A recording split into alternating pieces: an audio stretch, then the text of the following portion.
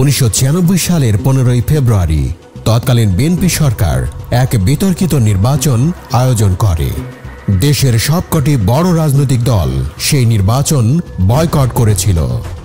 এই প্রেক্ষাপট তৈরি হয়েছিল 1994 সালে মাগুরা জেলার একটি উপনির্বাচনকে কেন্দ্র করে। তৎকালীন বিরোধী দল আওয়ামী লীগ সেই উপনির্বাচনে কারচুপির অভিযোগ এনে নির্দলীয় তত্ত্বাবধায়ক সরকারের অধীনে সংসদ নির্বাচন দাবি করে, কিন্তু বিএনপি শুরু থেকে সেই দাবি নাকচ করে আসছিল। কিন্তু দাবি আদায়ের জন্য আওয়ামী লীগ ধীরে ধীরে তাদের আন্দোলন জোরদার করে। আওয়ামী লীগের এই দাবিকে সমর্থন করে জাতীয় পার্টি ও জামায়াতে ইসলামী। 1995 সালে বছর জুড়ে বিভিন্ন সময় হরতাল এবং অবরোধ সহ নানা রাজনৈতিক কর্মসূচি দেয় আওয়ামী লীগ। একদিকে বিরোধী দলগুলোর কর্মসূচি জোরালো হচ্ছিল, অন্যদিকে বিএনপি সরকারও একতরফা নির্বাচনের দিকে এগিয়ে যাচ্ছিল। বিএনপি যুক্তি দিয়েছিল সাংবিধানিক বাধ্যবাধকতার কারণে নির্বাচন অনুষ্ঠান করতেই হবে। দুই প্রধান রাজনৈতিক দলের মধ্যে সমঝোতার জন্য নানা কূটনীতিকের আলোচনা ও মধ্যস্থতার চেষ্টা বিফলে যায়। বিরোধী দলগুলোর তীব্র আন্দোলন ও বয়কটের মুখে 1996 সালের 15 ফেব্রুয়ারি ষষ্ঠ জাতীয় সংসদ নির্বাচন অনুষ্ঠিত হয়। নির্বাচনের দিন বিভিন্ন জায়গায় সহিংসতায় অন্তত 10 জনের নিহত হবার খবর প্রকাশিত হয় সংবাদপত্রে। একতরফা সেই নির্বাচনে ভোটার উপস্থিতি ছিল খুবই নগণ্য। নির্বাচনের পর তৎকালীন প্রধান নির্বাচন কমিশনার বিচারপতি এ.কে.এম. সাদেক সাংবাদিকদের বলেন, কত শতাংশ মানুষ ভোট দিয়েছে সেটি বড় কথা নয়, নির্বাচন অনুষ্ঠিত হয়েছে সেটাই আসল কথা। 300 আসনের মধ্যে নির্বাচন অনুষ্ঠিত হয়েছিল 250টি আসনে। 46টি আসনে একাধিক প্রার্থী না থাকায় বিএনপির প্রার্থীরা ভোটের আগেই নির্বাচিত হয়ে যান। 15 ফেব্রুয়ারি একতরফা নির্বাচনের পর তৎকালীন বিরোধী দলীয় নেত্রী শেখ হাসিনা আন্তর্জাতিক সম্প্রদায়কে আহ্বান জানান তারা যাতে সেই সরকারকে স্বীকৃতি না দেয়। সেই নির্বাচনের মাধ্যমে গঠিত সরকারকে অবৈধ সরকার হিসেবে বর্ণনা করেন শেখ হাসিনা। একই সাথে আওয়ামী লীগের রাস্তার কর্মসূচিও চলমান থাকে। আওয়ামী লীগ টানা 108 ঘন্টার অসহযোগ আন্দোলনের ডাক দেয়। সবচেয়ে বড় সহিংসতা হয় বন্দরনগরী চট্টগ্রামে।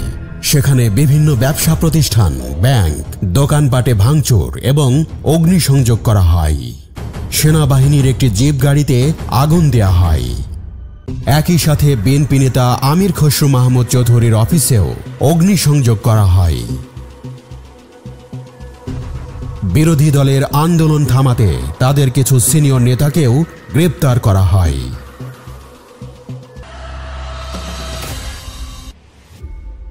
একদিকে সমঝোতার চেষ্টা যেমন চলছে, অন্যদিকে নির্বাচন করার জন্য বিএনপি সরকারের অগ্রসর হওয়া এবং রাস্তায় আওয়ামী লীগের জোরালো আন্দোলন। এমন অবস্থায় 24 জানুয়ারি প্রধানমন্ত্রী খালেদা জিয়া জাতির উদ্দেশ্যে একটি ভাষণ দেন। সেই ভাষণে তিনি বলেন, ফেব্রুয়ারি মাসের নির্বাচনের মাধ্যমে এমন এক পরিবেশ সৃষ্টি হবে যাতে ভবিষ্যৎ নির্বাচনে সকল দলের অংশগ্রহণ নিশ্চিত করা সম্ভব হবে। খালেদা জিয়ার সেই ভাষণে বোঝা যায় নির্বাচনের পরে দ্রুত আরও একটি নির্বাচন অনুষ্ঠিত হবে এবং হয়তো বিরোধী দলের দাবি মেনে তত্ত্বাবধায়ক সরকারও প্রতিষ্ঠা করা হবে। খালেদা জিয়া বলেন, 21 ফেব্রুয়ারির মধ্যে নির্বাচন না হলে দেশে সাংবিধানিকভাবে কোনো নির্বাচিত সরকার থাকবে না। সেজন্য এই নির্বাচনটিকে তিনি গণতান্ত্রিক প্রক্রিয়া অব্যাহত রাখার নির্বাচন হিসেবে বর্ণনা করেন। নির্বাচনের জন্য তখন সেনাবাহিনীও মোতায়েন করা হয়েছিল। অস্ত্র উদ্ধারের জন্য সেনাবাহিনী দেশের বিভিন্ন জায়গায় অভিযান শুরু করে এবং রাস্তায় টহল দেয়, কিন্তু সেনাবাহিনীকে ব্যারাকে ফিরিয়ে নেবার দাবি তোলে বিরোধী দলগুলো। নির্বাচনের প্রতি পশ্চিমা দেশ এবং দাতা সংস্থাগুলো যাতে সমর্থন না দেয় সেজন্য আহ্বান জানান শেখ হাসিনা। নির্বাচন ঠেকানোর জন্য 14 এবং 15 ফেব্রুয়ারি হরতালের ডাক দেয় বিরোধী দলগুলো। নির্বাচন সফল করার জন্য তৎকালীন প্রধানমন্ত্রী খালেদা জিয়া বিভিন্ন জায়গায় সমাবেশ করেছেন। ফেনীতে এক জনসভা শেষে খালেদা জিয়া বলেন, বিরোধী দলের আন্দোলনে তিনি বিচলিত নন। খালেদা জিয়া বলেন, নির্বাচনে বিরোধী দল অংশ নিলে তিনি আনন্দিত হতেন। তারা অংশ নিলে নির্বাচন প্রতিদ্বন্দ্বিতাপূর্ণ হতো।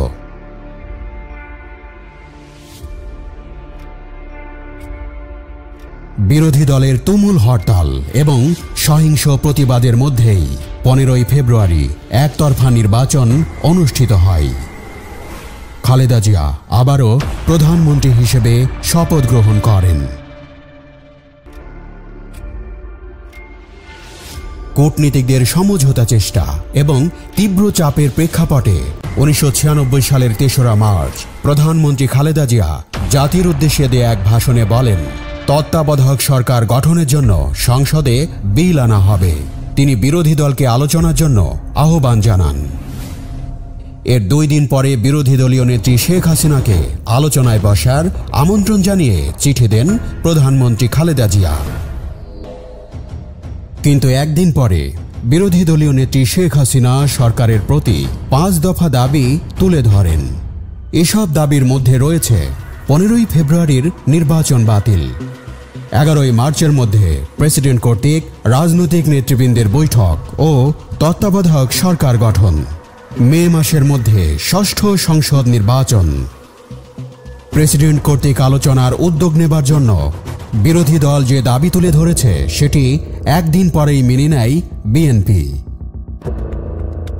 10ই মার্চ বিরোধী দলগুলো আলাদাভাবে রাষ্ট্রপতি আব্দুর রহমান বিশ্বাসের সাথে আলোচনায় বসে। এরপর প্রধানমন্ত্রী খালেদা জিয়ার নেতৃত্বে বিএনপিও রাষ্ট্রপতির সাথে আলোচনায় বসে। সেই বৈঠকে তত্ত্বাবধায়ক সরকার গঠন এবং মে মাসের মধ্যে নির্বাচন অনুষ্ঠানে রাজি হয় বিএনপি। তবে 15ই ফেব্রুয়ারি নির্বাচন এবং সংসদ বাতিল করার জন্য বিরোধী দল যে দাবি তুলে ধরেছিল সেটি মানেনি বিএনপি। এছাড়া খালেদা জিয়া পদত্যাগে অস্বীকৃতি জানান। বিএনপির তরফ থেকে বলা হয়, 6ষ্ঠ জাতীয় সংসদের প্রথম অধিবেশনে তত্ত্বাবধায়ক সরকারের বিল পাশ হওয়া উচিত। অন্যদিকে 15ই ফেব্রুয়ারি নির্বাচন এবং 6ষ্ঠ জাতীয় সংসদ বাতিল করার জন্য বিরোধী দলগুলো তাদের আন্দোলন অব্যাহত রাখে। চলতে থাকে অসহযোগ আন্দোলন।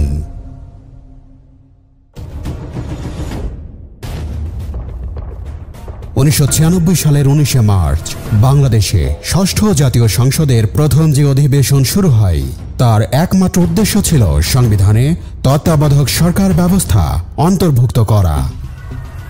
24শে মার্চ রাতে জাতীয় সংসদে তত্ত্বাবধায়ক সরকার ব্যবস্থা সংবিধানে যুক্ত করার জন্য বাছাই কমিটির রিপোর্ট সহ বিলটি উত্থাপন করা হয়। 26শে মার্চ ভোর রাতে বহুল আলোচিত নির্দলীয় তত্ত্বাবধায়ক সরকার বিল সংসদে পাশ হয়।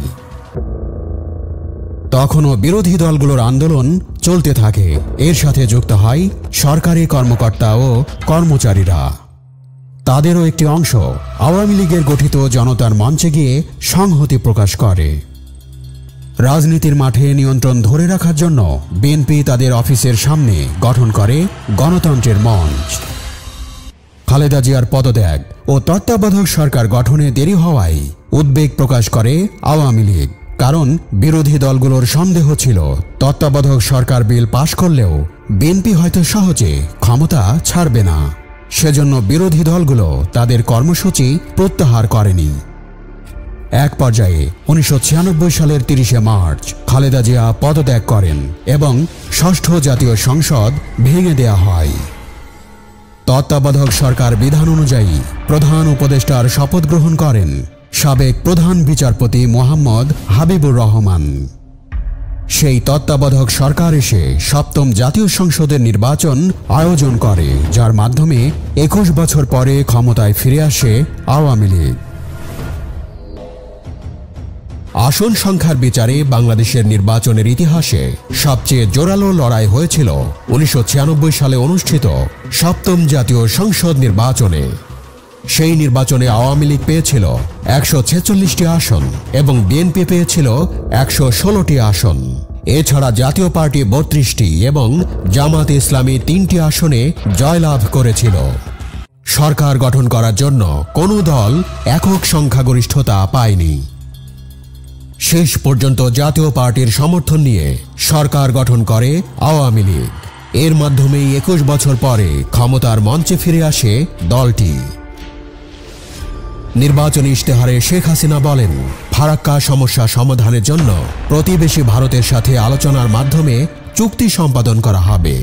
এছাড়া ভারতের সাথে ১৯৭২ সালে সম্পাদিত মৈত্রী চুক্তি নবায়ন করা হবে না বলে তিনি প্রতিশ্রুতি দেন।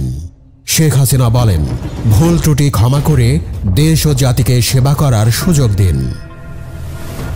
নির্বাচনের প্রস্তুতি ও প্রচারণা যখন চলছিল তখন ঘটে যায় অপ্রত্যাশিত আরেকটি ঘটনা। তৎকালীন সেনাপ্রধান আবু সালেহ মোহাম্মদ নাসিমকে বাধ্যতামূলক অবসর প্রদান করেন রাষ্ট্রপতি আব্দুর রহমান বিশ্বাস।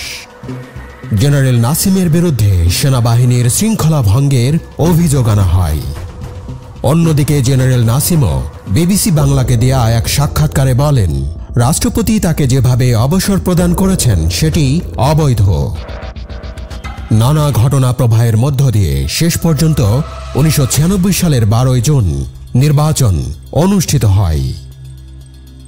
নির্বাচনের পরপরই সবগুলো আসনের ফলাফল প্রকাশিত হয়নি।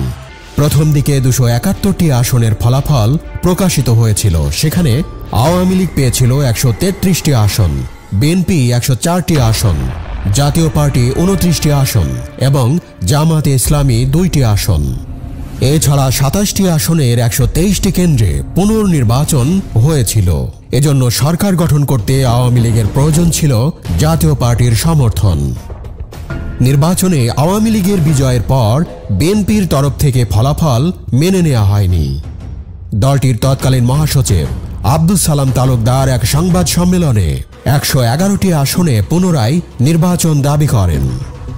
বিএনপির স্থায়ী কমিটির তৎকালীন সদস্য AQM বদরুদ্দোজা চৌধুরী বলেন, ইতিহাসের নজিরবিহীন কারচুপি করা হয়েছে।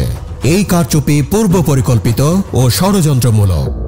এর একদিন পরেই বিএনপি নেত্রী খালেদা জিয়া এক সংবাদ সম্মেলনে বলেন, বিএনপি নির্বাচনের ফল গ্রহণ কিংবা বর্জন কোনোটাই করেনি, তবে দেশবাসীর আকাঙ্ক্ষা পূরণে নানাভাবে বাধা দেওয়া হয়েছে বলে তিনি উল্লেখ করেন।